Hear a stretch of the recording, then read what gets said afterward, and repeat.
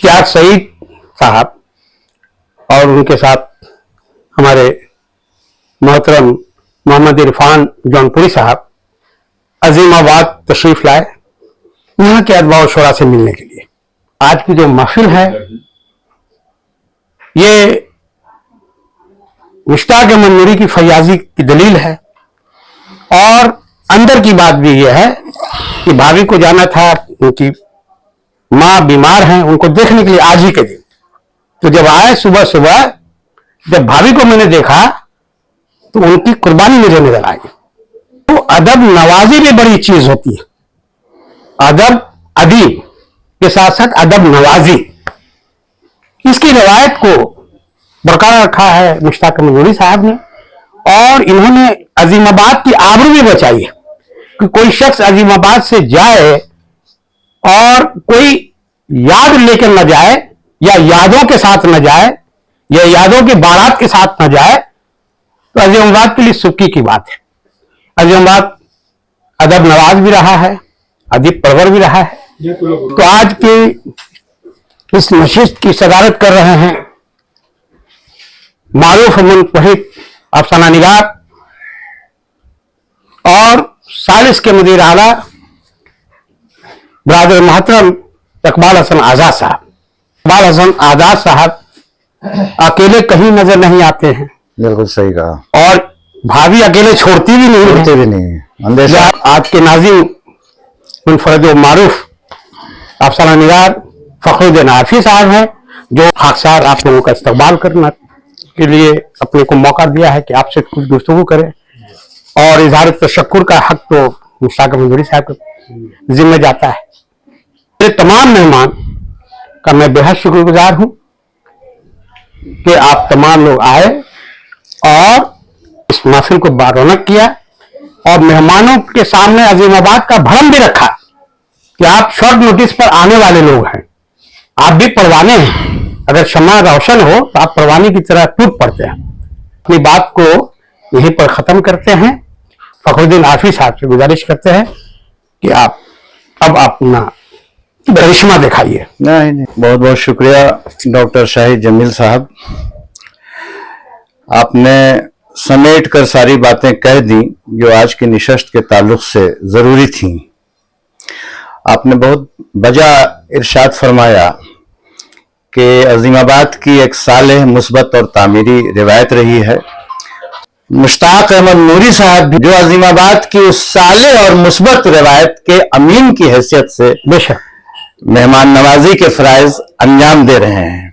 आज की इस मखसूस निशस्त जो हमारे दो बैरूनी मेहमानान के एजाज में मुनक्किद की गई है, आज की इस महफिल की सदारत कर रहे हैं डॉक्टर इकबाल हसन आजाद।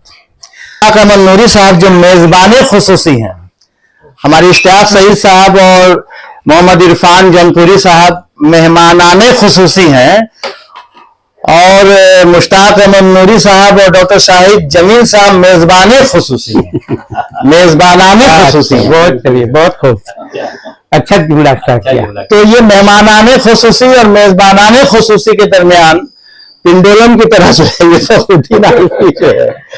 लेकिन इस महफिल में एक एक शख्स जो तशरीफ फरमा है आज, वो अपने आप में एक अंजुमन है। जो जर्रा जिस जगह है वही आफ्ताब। जी बिल्कुल।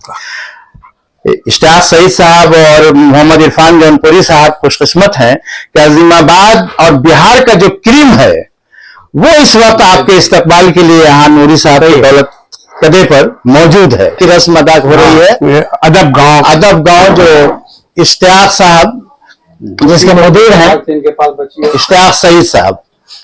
इश्तियाक सईद साहब का ये समाई रिसाला है, समाई में आ रही, बस हम लोग खाली ये मज़ामीन इरफान, हाँ, ये इजरा की रस्म अंजाम दी जा रही है। मोहम्मद इरफान साहब मुहक्किक हैं, नाक़िद हैं। ये शाल पेशी की रस्म अंजाम दी गई। हाँ, जाकिर की मौत, ये है मंजूमात और ये झील आकाश परिंदा, झील आकाश, ये भी शेरी मजमुआ। तो ये इस नशिस्त की एक खास बात हो। जी जी जी, यहाँ कई किताबें हिजरा अमल में है। हाँ, बहुत शुक्रिया। बहुत शुक्रिया। सईद साहब से एक अफसाना सुनो। सुन ले। हाँ, ताने का उन्वान है गैरत। गैरत जी। मैं स्टेट बैंक ऑफ इंडिया की शाख बांस फाटक बनारस में कैशियर की हैसियत से मुलाजिम हूं। हालांकि मैं बनारस से तकरीबन 40-42 किलोमीटर के फासले पर वाक़ महराजपुर बाजार से मुतसल मौजा नवादा का रहने वाला हूं। यहीं के कुबा डिग्री कॉलेज से बीकॉम और बनारस हिंदू यूनिवर्सिटी से एमकॉम की डिग्री हासिल करके सियासी अप्रोच की बदौलत स्टेट बैंक ऑफ इंडिया में मुलाजिम हुआ हूं। पहले तो जिला जौनपुर की तहसील मछली शहर में मेरा तकर्रुर हुआ, जहां मैंने 2 साल बड़ी जफाकशी और जांफशानी से गुजारे। बाद अज़ा मेरा तबादला बनारस कर दिया गया। यहां गुज़िश्ता 3 सालों से मुतमक्किन हूं। करीब ही के एक मोहल्ला में छोटा सा कमरा देखा होगा, जबकि उन लम्हात का मैं तस्वुर करता हूं तो मेरा सीना फटने लगता है। दिमाग में हजारों टन RDX के धमाके होने लगते हैं और आंखों में सोनामी, कैटरीना, आइला और फयान सब एक साथ गडमड हो जाते हैं। वो मंजर अब भी जहन के मॉनिटर पर मुतारिक है, जिसे डिलीट करने की खातिर मैं ख्याल के कर्सर को जुम्बिश देता हूं। अरे ये क्या, मंजर बजाय डिलीट होने के तब्दील हो गया है। अब नारायण और उसकी बेटी की बजाय रधिया की पंखे से झूलती लाश और मुरली सिंह का मुस्कुराता हुआ चेहरा मॉनिटर पर हाईलाइट हो रहा है। इसी के साथ मेरी सोचें भी मुतारिक हो जाती है कि कोई बेटी आबरू गंवा बैठती है तो बाप उसे खुदकुशी पर मजबूर करके उसकी मौत पर बेगैरती से मुस्कुराता है। कोई बेटी आबरू बाख्ता हो जाती है तो बाप बजाय उससे कुछ बाज-पूछ करने के खुद गैरत से मर जाता है, और बेटी बाप के मुर्दा सीने पे चेहरा रगड़ रगड़ कर बेगैरती से बैन करती है। क्यों? क्या इसलिए कि मुर्दा बाप का गैरतमंद सीना उसके चेहरे की कालक को अपने अंदर जज्ब कर लेगा। शुक्रिया। एक बात बहुत शानदार, बहुत अच्छा। आपने जो कंप्यूटर की तकनीक का इस्तेमाल किया, जी जी, बहुत इसको कहिए कि बहुत तरकीब, नई तरकीब बहुत अच्छी बोलिए आपकी मौजूद भी। जी जी, आप भैया आप हजरात ने इत्तेफाक सईद साहब के अफसाने गैरत को बगौर सुना। इस आज के सुलगते मसाइल पर आपने बात की। ये हमारे दौर का एक अलमिया है। हमारा अपने मौजू, मवाद, इख्तिताम के साथ, पलाट के साथ बहुत अच्छा अफसाना है। जी, मेजबान खुसूसी के हैसियत से मामला गैरत का है। इसमें एक साथ 3 गैरतें शामिल हो गई। एक तो लटक के मर गई, एक जिंदा है और एक पहले का मामला है। तो जहाँ तक कहानी के उसलूब का सवाल है, जिस वक्त उनको ये मालूम हुआ कि साहब क्या हुआ उसके साथ, कहानी एक्चुअली बिग बैंग के साथ वहीं ख़त्म हो जाना चाहिए। लेकिन सारी तशरीह अगर आप कर दें तो कहानी सुनने वाला, पढ़ने वाला क्या करेगा? बाकी काम छोड़ देना चाहिए। कारी के तौर पर वो खुद तजिया करेगा कि राधिका कैसे लड़की बाप ने इज्जत नफ्स में कैसे मारा उसको, ये सब समझ जाए। लेकिन कहानीकार अगर तशरीह कर देता है तो कहानी कुछ बचता नहीं है तशरीह के लिए, खुल जाए। हाँ, खुलना नहीं चाहिए, वहीं पर खत्म हो जाना चाहिए कहानी को, जहाँ आपने वादे किया कि ये उसकी वजह से रधिया को मतलब के और लड़की को, उनकी बेटी को देखा या छाती पर मल रही है, इसको भी वादे करने की जरूरत नहीं है क्यों मल रही है। वो इतना आदमी समझ जाएगा, एक वाकया जब बताया तो दूसरा वाकया यही होगा, ये कारी समझ जाएगा, उसके बाद नहीं बढ़ना चाहिए। नंबर 1। नंबर 2, कहानी में 2 चीजें बहुत अहम है। एक तो यह है कि ये आज के समाज में जो हिंदू मुस्लिम एकता है उसको भी दर्शाता है कि एक दोस्त जो है वो कैसे एक दोस्ती निभाता है, या वो नहीं पढ़ पाता है, उसका ये साथ नहीं दे सकता है, लेकिन दोस्ती का ताल्लुक टूटा नहीं है। अब वो जो गम और उदास है वो सब झेल चुका है अपनी बेटी को। उसके घर में किसी को ये बात नहीं मालूम कि साहब आज क्या हुआ, क्यों बेहोश है। लेकिन होता क्या है कि एक शेर है ना कि पत्ता पत्ता बूटा बूटा हाल हमारा जाने है, जाने न जाने भूल ही न जाने, बाप तो सारा जाने। यही हिसाब है। गांव में किसी की बेटी अगर गलत निकल गई है, सारे गांव को मालूम है, लेकिन उसके घर वाले को नहीं मालूम हमारी बेटी गलत है। ये आमतौर से तसव्वुर और बहुत सही कहा। तो यही चीज यहाँ भी है, नारायण को ही मालूम है, उसके बाप को, उसकी माँ को या उसकी बीवी को नहीं मालूम है।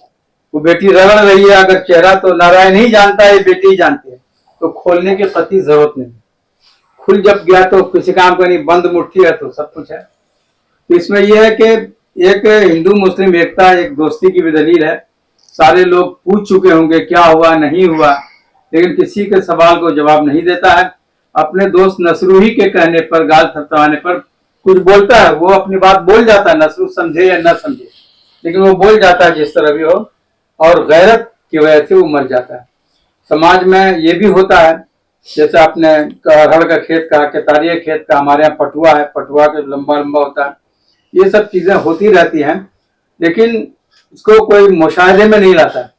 शाही जमील मुशाहिदे के बहुत बड़े मास्टर हैं। जब वो लिखेंगे कि खैनी खाने वाला बस पे जा रहा है, तो हम लोग इतना कहते हैं, वो कहेंगे खैनी खा के यहाँ से लाट टपकता है, लाट टपक के उसको गिर रहा है, नींद में पता नहीं चल रहा। ये मुशाहिदा है, सब करता है, लेकिन बोलता कोई नहीं। नजर से गुजर गया, देखा हम भी भाई, लेकिन ये जो एक मुशाहिदे की बात है, इसमें दो राय नहीं है। और कहानी बहुत मजबूत है, रिलेशन को लेके, गैरत को लेके, और अगर उसको छुपा दिया जाए थोड़ा, तो वो भी बहुत अच्छी हो जाएगी कि कारी अपने तौर से सोचता रहे क्या सोचना नहीं सोचना है। एक बार तो जिक्र आ ही गया कि उसके जहन में आया कि था ऐसा हुआ था, सुना था कि वो अरहर के खेत में पकड़ी गई थी, बात वहां बातें हो जाती है। तो कहानी आपकी बहुत अच्छी है। और दूसरी बात है कि क्योंकि आपको रिसाले अदब गांव है, तो गांव की मर्दनिगारी आमतौर से कम करते हैं लोग। मैं भी गांव का हूँ, मैं लिखता हूँ लेकिन कम लिखता हूँ, लेकिन आपकी कहानियों में जिस तरह गांव का तस्वुर उभरता है, जी शाही जमील के यहाँ भी है, गांव का तस्वुर है, ये अलग चीज है। ये तभी होगा जब पूरा मुशाहिदा आपका पक्का होगा। खूबसूरत अंदाज में आपने इसमें दिखाया है। ये सारी चीजें इस कहानी को बहुत बड़ा बनाती हैं, और मैं शुक्रगुजार हूँ कि आप तशरीफ लाए और अपना सईद साहब के अफसाने अक्सर मैं पढ़ता रहा हूँ, लेकिन इनकी जुबानी सुनने का आज मौका मिला। जैसा कितना बताना है, कितना छिपाना है, ये जानना बहुत जरूरी है। क्या लिखना है ये सभी लोग जानते हैं, क्या नहीं लिखना है जी कम लोग जानते हैं। तो आपका जो मोटिव है, मकसद है कहानी क्या, कहानी का नरेशन बहुत जबरदस्त, मंजर निगारी बहुत जबरदस्त लगा कि मैं खुद गांव में पहुंच गया। और आपने जो मकामी जुबान का इस्तेमाल किया है वो तो लाजवाब, बेहतरीन अंदाज से आपने, जो आजकल के अफसाना निगारों में बड़ी कमी पाई जाती है जी, वो किरदार के मुंह में भी अपनी ही जुबान डाल देते हैं, बिल्कुल खालिस उसकी वजह से अफसाना बेजान हो जाता है। और जज्बात निगारी भी की जाती है, दोस्ती का नक्शा भी आपने खींचा, हिंदू मुसलमान जहाँ पर कोई तफरीक नहीं है।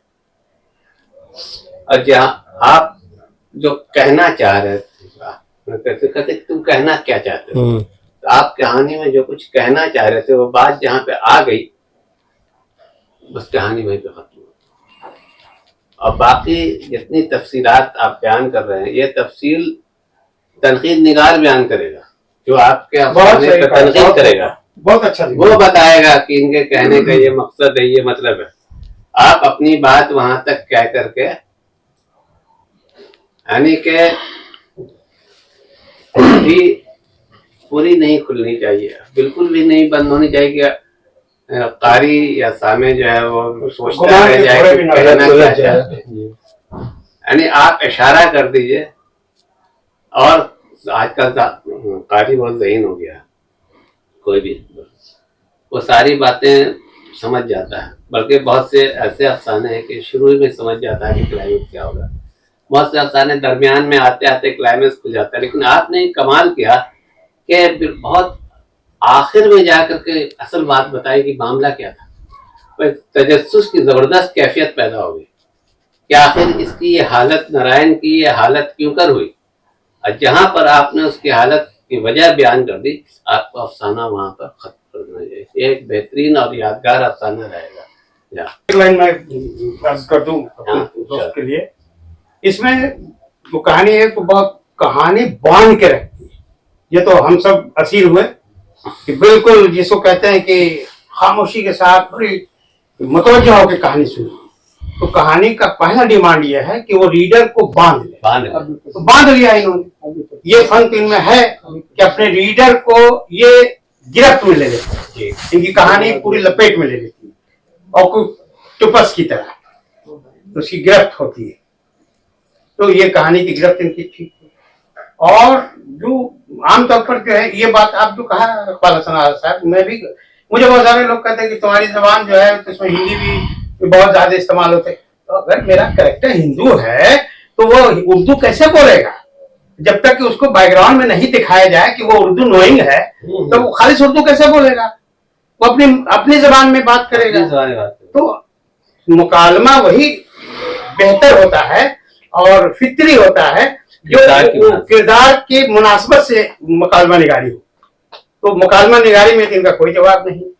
आजकल के अफसानों में जुजियात निगारी, मंजर निगारी, जज्बात निगारी, ये सब तलाशने पर नाक़िद तलाशेंगे खाली हाथ रह जाएंगे। तो ये अफसाने की सबसे बड़ी खूबी ये है कि इसमें वो लवाजमात हैं जो अज़ायद तरकीब में बताए जाते हैं। एक अफसाने के लिए क्या लवाजमात हैं, क्या अज्जा हैं, इनका इन्होंने बहुत अच्छा ख्याल रखा है और हर तरह से ये कहानी बेहतर है। लेकिन सस्पेंस जो है खुलता है। बहुत बहुत मुबारकबाद, एक अच्छी कहानी है। गुलाम आप अफसाने निगार हैं की हैसियत से। देखिए हजरात, अभी बहुत मुस्बत और अच्छी गुफ्तगू की हमारे मेज़बान खुसूसी मुश्ताक अहमद नूरी साहब ने, इकबाल हसन आज़ाद साहब ने, डॉक्टर शाहिद जमील साहब ने। और जैसा कि कहा शाहिद जमील साहब ने कि कहानी पूरे तौर पर सामीन को अपनी गिरफ्त में लेने में कामयाब साबित हुई। नूरी साहब ने बहुत अच्छा तज्जिया किया, तमाम बातों का अहाता किया। एक बात जो मुझे खास तौर पर महसूस हुई कि इस कहानी के इब्तदाई हिस्से में सवानही रंग गालिब है। अब कलमकार अपना तारुफ पेश कर रहा है या किसी किरदार का तारुफ पेश कर रहा है, बहुत दो चार पैराग्राफ तक तो लगता ही नहीं है कि ये कहानी आगे बढ़ रही है या खुद नवीस सवाने उम्री आगे बढ़ रही है। और जहां तक मौजू का ताल्लुक है कि ऑनर किलिंग पर जो है ये कहानी है, मौजू वही है। कदरें पामाल हो रही हैं, अक़दार की शिकस्त और रेख का मसला दरपेश है। हमारी बच्चियां, हमारी लड़कियां बेसमती का शिकार हो रही हैं और ऐसा करने पे जो गार्जियन जिस कर्म में मुब्तला होता है तो वो जज्बात में आकर के, इंतकामी जज्बात कभी होता है, कभी अपनी इज्जत का ख्याल होता है, उसमें आकर के कुछ भी कर सकता है और कर रहा है। तो समाज की इस लानत को खत्म होना चाहिए और उस पर खास तौर से जो गार्जियन हैं, लड़की के वालिदैन हैं, उनको कड़ी निगाह रखनी चाहिए उस सिलसिले में। आज तो हर हाथ में मोबाइल है और लड़कियां कमरे में बंद हैं लेकिन पूरी दुनिया उनकी मुट्ठी में है, कमरे से बाहर। हाँ, उसी मोबाइल में सारी दुनिया उनकी मुट्ठी में है। कामयाब कहानी की तख्लीक के लिए मैं आपको मुबारकबाद पेश करता हूँ और पेशकश भी अच्छी थी। और जो डायलेक्ट का इस्तेमाल किया आपने, जो है इलाकाई जुबानें जो हैं डायलेक्ट, उनका इस्तेमाल इस कहानी में बहुत कसीर अंदाज में किया गया है।